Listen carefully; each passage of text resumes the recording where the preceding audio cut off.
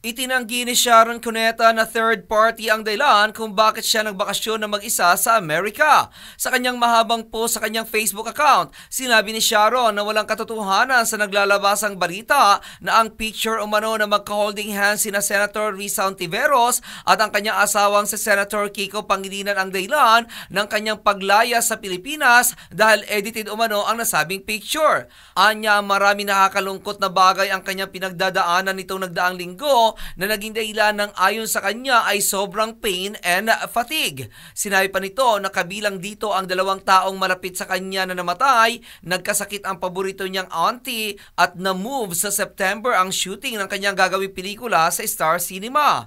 Ngunit ang nakakagulat sa nasabing post ni Sharon ay nang aminin nito na nagkautang siya ng malaking halaga ng pera dahil sa isang investment umano na kanyang pinasok kung saan sinabi nito na wala isa man ang gustong tumulong sa kanya.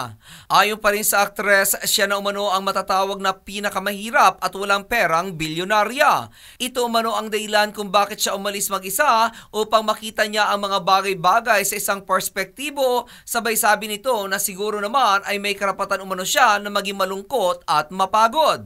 Ngunit marami naman ang natakot nang sabihin nito na pagod na siya, more on the inside kaysa sa outside. Ngunit sa bandang huli ay pinayapa nito ang kanyang fans nang sabihin ng megastar na okay siya at mananatili siyang okay. At yan aking balita. Ako naman si RH43 Rocky, ang inyong kaliga sa mundo ng showbiz.